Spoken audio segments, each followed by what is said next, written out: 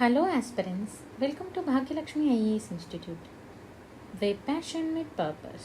So ఈరోజు మనము మరి టీఎస్పీఎస్సీలోని ఇది మన important themes and at the same time elimination techniques అయితే చూస్తున్నాము. ఈరోజు వచ్చేసి పార్ట్ 5 అండి. మార్నింగ్ 2 వీడియోస్ పెట్టాను. సో మరి ఇప్పుడైతే నైట్ 11:30 అవుతుంది అరౌండ్గా, బట్ కంప్లీట్ అవ్వాలి కాబట్టి మనం ఈరోజు చూద్దాము. సో ఇక్కడ చూడండి, ఇక్కడ క్వశ్చన్ నెంబర్ 66. ఇక్కడ ఏమంటున్నారు, which of the following projects aim at improving directory diversity among the tribal children and women అని అన్నారు. సో క్వశ్చన్ చూసారా మీరు, 3 times ఉమెన్ అనే వర్డ్ ఇక్కడ మనకు 3 times రిపీట్ అయిందంటే ఉమెన్ మీద ఇది థర్డ్ క్వశ్చన్. ఓకేనా. సో మరి ఇక్కడ ఏమంటున్నారు, ఇది వచ్చేసి మనకి పాలసీస్ ఆఫ్ తెలంగాణ నుంచి తీసుకోవడం జరిగింది. ట్రైబల్ చిల్డ్రన్ అండ్ ఉమెన్కి ఇక్కడ మనకి గిరిజన వాళ్ళు ఉంటారు కదా, ట్రైబల్ వాళ్ళలో పిల్లలు కానీ స్త్రీలకు కానీ ఆహారాన్ని మనము మంచి ఆహారాన్ని ఇవ్వడం కోసం తీసుకొచ్చిన ప్రాజెక్ట్ ఏంటి అని అడిగారు. సో ఇక్కడ మనకి ఈ గిరి అన్న పదం కామన్ కదా. మరి ఇప్పుడు ఇట్లాంటి పదాన్ని మనము ఎలా చేసుకోవాలి అని అంటే మనం కొంచెం ఆలోచించుకోగలగాలి. ఓకేనా. సో ఎప్పుడన్నా మన న్యూస్లో ఏదైనా వర్డ్స్ విన్నాయి అలా రీకాల్ చేసుకోవాలి. ఇక్కడ జనరల్గా ఫర్ ఎగ్జాంపుల్ గిరి సమత అనే దాన్ని మనం ఎలిమినేట్ చేసుకోవచ్చు, ఎందుకంటే కొంచెం సంబంధం లేని పదంగా ఉంటుంది కాబట్టి. అండ్ ఇక్కడ క్వశ్చన్లోనే చూడండి, ఆహార వైవిధ్యాన్ని అంటే రిలేటెడ్ టు ద ఫుడ్ అని అన్నాం. సో ఇక్కడ భోజనం అనేది రిలేటెడే, ఆరోగ్యము అనేది రిలేటెడ్ అవుతుందా? ఇక్కడ భోజనానికి రిలేటెడ్గా ఎక్కువ అడిగారు కదా, ఆహార వైవిధ్యం అని అంటే రిలేటెడ్ టు ఫుడ్ అన్నప్పుడు గిరి ఆరోగ్యం అనే దాన్ని కూడా ఎలిమినేట్ చేసుకొని మనం భోజనం కానీ పోషణ కానీ రెండిట్లలో స్టిక్ అయిపోతాం. సో కొంచెం మనం న్యూస్లో ఎప్పుడైనా విన్నది కానీ అట్లా రీకాల్ చేసుకుంటే ఈజీగా ఆన్సర్ అయితే ఐడెంటిఫై చేయగలుగుతాం. Next, social innovation policy of Telangana. Social innovation policy ఏముంది తెలంగాణలో అనేది ఇక్కడ మనల్ని అడుగుతున్నారు. మరి సోషల్ ఇన్నోవేషన్ పాలసీస్ ఏమున్నాయని ఇక్కడ కింద మనకు కొన్ని ఇచ్చారు, చూద్దాం. ఇక్కడ empathise and inclusive, empower and innovative, produce, market, education and innovative, enterprise and collaborate, innovative and transfer అని అన్నారు. సో మరి మనకి ఆన్సర్ తెలియదు, దీన్ని ఎలా దీన్ని ఆన్సర్ చేయగలుగుతాం? ఇక్కడ తెలంగాణ సోషల్ ఇన్నోవేషన్ అని అన్నారు. ఓకేనా. సో సోషల్ ఇన్నోవేషన్ అన్నప్పుడు ఏ విధంగా వస్తుంది? ఇప్పుడు మనము ఇక్కడ ఇంక్లూసివ్ అన్నారు, తర్వాత ఇన్నోవేట్ అన్నారు, ప్రొడ్యూస్, మార్కెట్ అన్నారు. సో కొంచెం మనం ఇక్కడ ఆలోచించి డెసిషన్ తీసుకోవాలి. ఇన్నోవేటివ్ ప్రోగ్రామ్స్ అన్నప్పుడు కొలాబరేషన్ అనేది మనకు జనరల్గా మనం ఉంటాం కదా, కొలాబరేట్ అనేది. ఓకేనా. ఒకటి కొలాబరేట్ అనే వర్డ్ కానీ, తర్వాత ఇన్నోవేటివ్ అండ్ ట్రాన్స్ఫార్మ్. సో ట్రాన్స్ఫార్మ్గా ఎలా ఉండడము అనే దాన్ని మనం కొంచెము అంటే థింక్ చేస్తే పెట్టవచ్చు. ఇది అందరూ పెట్టలేరు, ఈజీగా చదివితేనే పెట్టవచ్చు. సో చదవాలి ఖచ్చితంగా. బట్ ఎవరన్నా ఇంకా తెలియకపోయినా బట్ మనం కొంచెం థింక్ చేయగలిగినా కూడా ఆన్సర్ అయితే చేయొచ్చు. ఓకేనా. బట్ ఇలాంటి ఖచ్చితంగా స్కీమ్స్ అయితే మనం చదువుకోవాలండి. వీటికి షార్ట్ కట్స్ ఎలిమినేషన్ కంటే కొంచెం చదువుకోవాల్సి కూడా ఉంటుంది. ఓకేనా. నెక్స్ట్ క్వశ్చన్ తీసుకుంటే యాసంగి 21-22 తీసుకుంటే అరౌండ్ 36 lakh ఫార్మర్స్. ఇక్కడ ఏమంటున్నారు, 63 లక్షల మంది farmers received the investment support. ఎంత ఇన్వెస్ట్మెంట్ సపోర్ట్ అయితే తీసుకున్నారంట. మరి అండర్ ద ఏ స్కీమ్ అండి, రైతు బంధు స్కీమ్. ఏ స్కీమ్ అనేది కూడా వాళ్ళు ఇచ్చేశారు. మరి ఇక్కడ క్వశ్చన్ ఏం అడిగారు, arrange the following beneficiaries from lowest to highest on the number of recipient అని అన్నారు. అంటే ఇక్కడ చూడండి, SC, ST and BC and others అని ఇచ్చారు. మరి ఎవరికి ఎక్కువ వచ్చింది, ఎవరికి తక్కువగా వచ్చిందని అడుగుతున్నారు. సో జనరల్గా ఇట్లాంటి క్వశ్చన్లు మనం ఈజీగానే కొంచెం ఐడెంటిఫై చేసుకుంటాం. ఎందుకంటే ఈ రైతు బెనిఫిషరీ స్కీమ్స్ మనం తీసుకున్నప్పుడు ఫస్ట్ ప్లేస్లో ఉండేది ఎవరండి, ఎస్టీ క్యాండిడేట్స్. మీ అందరికీ ఐడియానే ఉంటుంది. సో ఆ విషయం ఒక్కటి తెలిసినా కూడా సీతో స్టార్ట్ అవుతుంది ఆన్సరు. సో సీతో స్టార్ట్ అయితే డైరెక్ట్ ఇక్కడ ఉంది, ఎలిమినేట్ చేసేసుకోవచ్చు, రిమైనింగ్ చూసుకోవచ్చు. ఆబ్వియస్లీ అంటే ఓపెన్గా చెప్పుకుంటే ఏతో అయితే స్టార్ట్ అవ్వదు. సో ఏతో స్టార్ట్ అవ్వదు కాబట్టి ఇక్కడ ఏ అనేది ఏముంది, బీసీ అని ఉంది. మరి బీతో స్టార్ట్ అవ్వాలి, లేదంటే సీతో స్టార్ట్ అవ్వాలి. బీతో అయితే మనకు 3 చాలాసార్లు మనం ఏం చేస్తామంటే బీ అనేది 3 times ఉంది కాబట్టి మేబీ ఇది రైట్ అయ్యే ఛాన్స్ ఉంది అనుకుంటాం. సో కొంచెం ఆలోచించాలి, ఎందుకంటే ఎస్సీ, ఎస్టీ అన్నారు కాబట్టి కొంచెం చూసుకోవాలి. ఓకేనా. నెక్స్ట్ క్వశ్చన్ తీసుకుంటే మనకి ఇక్కడ చూద్దాము ఏముందో. చూడండి, ఇక్కడ next question, consider the following statement regarding the inclusive policies for the older person అన్నారు. ఇది వచ్చేసి గవర్నమెంట్ పాలసీస్ రిలేటెడ్గా ఉంటుంది. బట్ ఈ క్వశ్చన్ అనేది రిమూవ్ చేయడం జరిగింది, డిలీట్ చేసేసారండి ఈ క్వశ్చన్ని. So leave it. Next question తీసుకుంటే ఇక్కడ ట్రాన్స్జెండర్ పర్సన్ గురించి అడిగారు. ఎందుకంటే అప్పుడు మనకి ఇది కరెంట్ అఫైర్స్లో ఉంది. ఓకేనా. So current affairs, polity, national polity. Protection of rights act 2019 కింద మనకి ట్రాన్స్జెండర్ పర్సన్ ఏ విధంగా డిఫైన్ చేశారు అనేది ఇక్కడ మనకి క్వశ్చన్. అంటే ఒక ట్రాన్స్జెండర్ని అసలు ఇక్కడ ఎవరెవరు ఉంటారని వస్తుంది. అంటే ట్రాన్స్ మెన్ ఉంటారు, ఉమెన్ కూడా ఉంటారు కదా. So right answer. Next trans women only అన్నారు. ఇక్కడ జనరల్ గుర్తుపెట్టుకుంటూ ఓన్లీ అన్న పదం వచ్చినప్పుడు కొన్నిసార్లు ఎలిమినేషన్ అనేది ఈజీగా చేయొచ్చు. ఎందుకంటే ఓన్లీ అనేది ఇట్లా స్పెసిఫైజ్గా ఇచ్చాడు అని అంటే సంథింగ్ అక్కడ మనకి చేంజెస్ ఏదో ఉంటుంది, లేదంటే అక్కడ రాంగ్ అయ్యే ఛాన్సెస్ ఉంటుంది. According to the UPSC elimination technique ప్రకారం ఓన్లీ అన్నప్పుడు మోస్ట్లీ మనకి రాంగ్ అయ్యే ఛాన్సెస్ ఉంటుంది, లేదన్నప్పుడు ఆల్ అన్నప్పుడు ఇలాంటి కొన్ని మనం జాగ్రత్తగా చూసుకోవాలి. అండ్ ఇది జనరల్ స్టేట్మెంట్, ఇక్కడ ఉమెన్ అనేది జనరల్ స్టేట్మెంట్ మనకు తెలుసు. సో ఉమెన్ అనేది ఇక్కడ రాంగ్. ఓకేనా. సో ఇప్పుడు మనకి బి అనేది రాంగ్ అని తెలిసిపోయింది. బి అనేది రాంగ్ అంటే ఇక్కడ ఒకటి ఎలిమినేట్ చేసేసినాం కదా. సో ఇక 3 ఉన్నాయి ఆన్సర్లు. మనం 3 మన రైట్ ఆన్సర్ ఇట్లా ఫైండ్ చేయాలో చూద్దాం. Next person with the intersects variations. ఇది మనకి జనరల్గా తెలిసిన ఆన్సరే, పెద్ద ఇలా మనం బై హార్ట్ చేయాల్సిన అవసరం లేదు. తర్వాత జెండర్ క్విట్స్ అన్నారు. తర్వాత నెక్స్ట్ వచ్చేసి persons with socio cultural identity such as a Kinnaur and hijra అని అన్నారు. సో మరి ఇక్కడ డిఈ అంటూ కూడా రైట్ ఆన్సరే కాబట్టి ఈ ఆన్సర్ వచ్చేసి ఏసీడిఈ. ఓకేనా. సో నెక్స్ట్ వచ్చేసి మన నెక్స్ట్ క్వశ్చన్ ఏంటో చూద్దాం. నెక్స్ట్ క్వశ్చన్ చూడండి. Consider the following statement.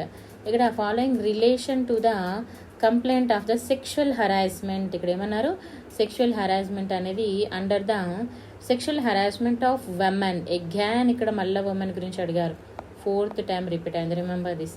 At workplace. ఇది అందరికీ ఇక్కడ ఒక కేసు ఉంటుంది తెలుసా, విశాఖ కేసు అని. సో విశాఖ కేసు చూసుకోండి, ఈవెన్ యూపీఎస్సీ వాళ్ళకు కూడా యూజ్ అవుతుంది. సో ఇక్కడ ఈ వర్క్ ప్లేస్లో ఏదైతే ఉమెన్ హరాస్మెంట్ గురించి అడిగినప్పుడు మరి దీని గురించి ఇక్కడ ఏమంటున్నారు, ప్రివెన్షన్, ప్రొవిషన్, రిడ్రెసల్ యాక్ట్ 2013 గురించి అడుగుతున్నారు. మరి ఈ యాక్ట్లో ఏముంది, అసలు ఈ యాక్ట్ ఏంటి, ఏముందో చూద్దాం. ఓకేనా. సో చూడండి ఇక్కడ మనకి మరి 5 ఆప్షన్స్ ఇచ్చాడు కదా, మనం ఒక్కటి ఎలిమినేట్ చేయగలిగిన ఆన్సర్ అయితే ఫైండ్ చేయొచ్చు. చూద్దామా. సో ఫస్ట్ ఇక్కడ క్వశ్చన్లో చూడండి, ఏ అనేది కామన్గా ఉంది అన్నిట్లో. So no need of reading. ఏని చదివి మన టైం వేస్ట్ చేసుకోవాల్సిన అవసరం కూడా లేదు. బి కూడా ఉంది, సో బి కూడా చదవాల్సిన అవసరం లేదు. అండ్ సి వచ్చేసి 3 ఉంది. ఓకేనా. ఈ వచ్చేసి 2 ఉంది. ఇప్పుడు చూద్దాం. సి ఏమంటున్నాడు, complaint should be made within a period of 3 months from the date of the incident అన్నారు. Yes, right answer. ఇప్పుడు మనకి ఏదైనా ఇన్సిడెంట్ జరిగిన 3 monthsలో కంప్లైంట్ మనం ఖచ్చితంగా ఫిల్ చేయాలి.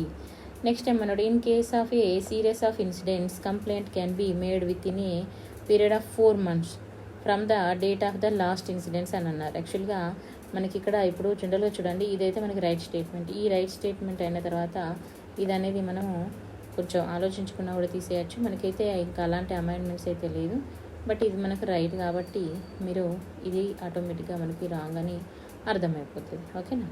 సో చూసుకోవాలి. డి అనేది నేను ఎలిమినేట్ చేశాను. మరి డి ఇక్కడ ఉంది, ఇంకెక్కడనుందా, లేదు. ఓకేనా. సో ఇప్పుడు మనకి ఆల్రెడీ ఏమేమి ఎలిమినేట్ అయిపోయాయి అనేది మనం చూసుకున్నాం కదా. సో డి అయితే ఎలిమినేట్ అయిపోయింది. మరి మిగిలింది ఇంకా చూద్దాం.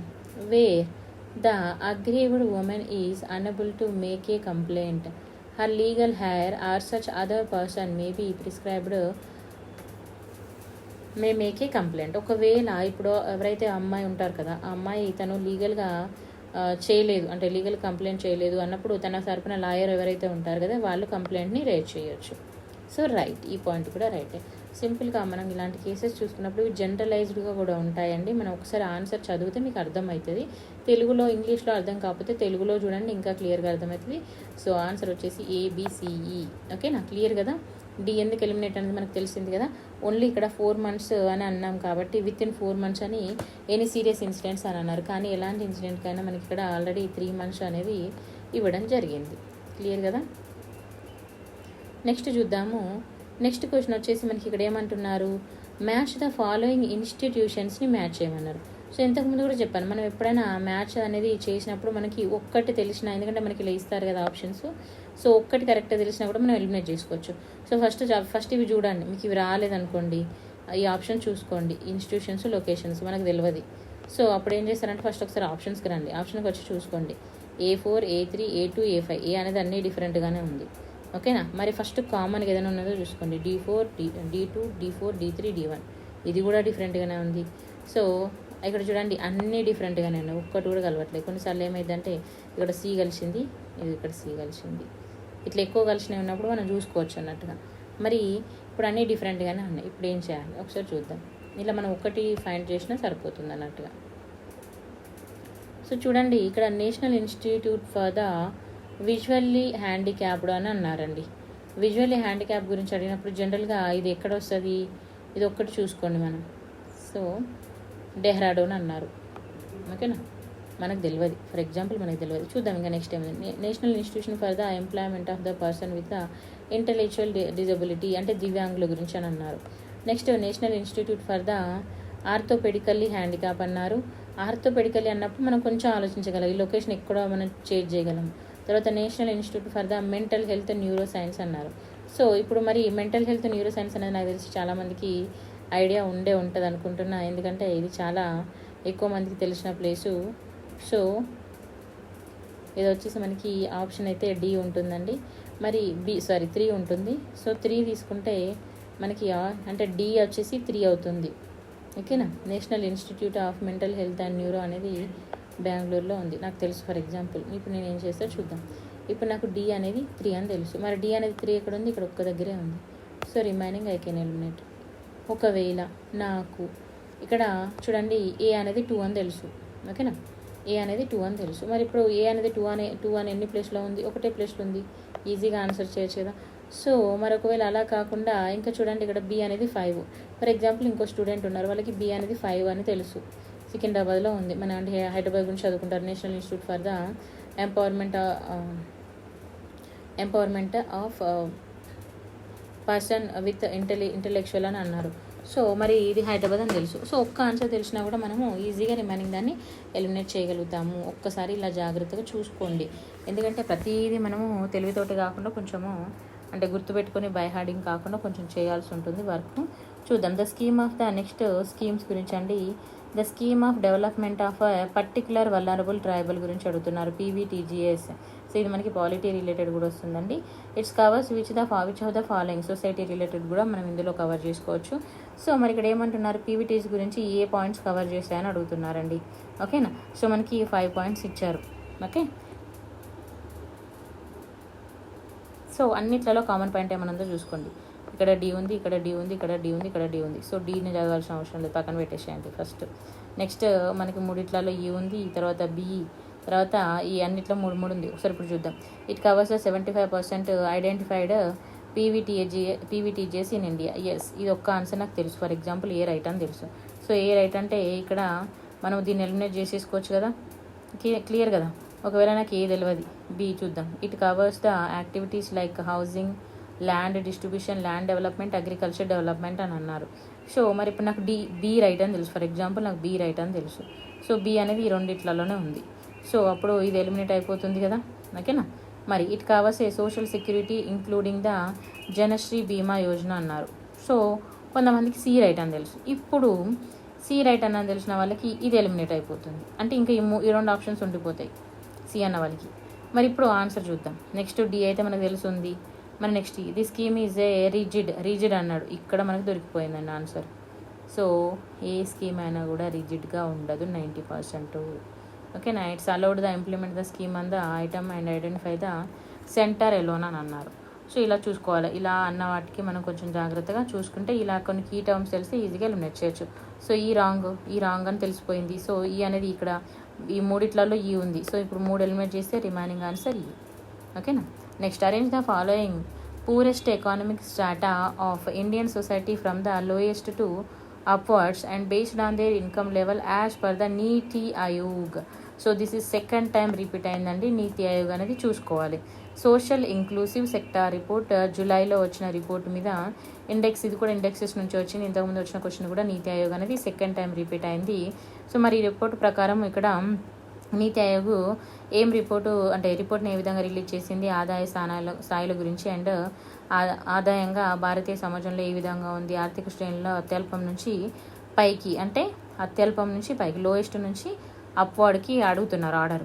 ఓకేనా, సో మనకు ఆర్డర్ తెలియదు. ఇప్పుడు ఏం చేద్దాం, ఓకేనా, గుర్తుపెట్టుకోండి.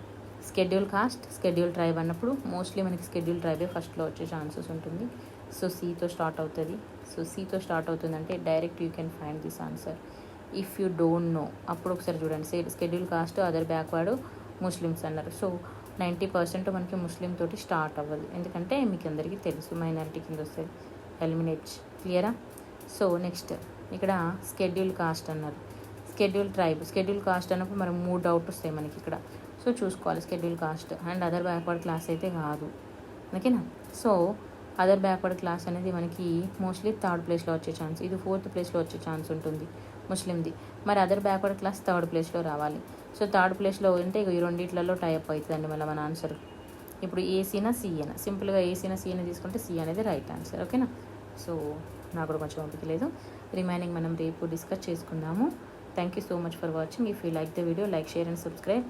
నేను రేపు మార్నింగ్ ఈ రిమైనింగ్ 30 క్వశ్చన్స్ 10 లోపే అప్లోడ్ చేస్తానండి. Thank you.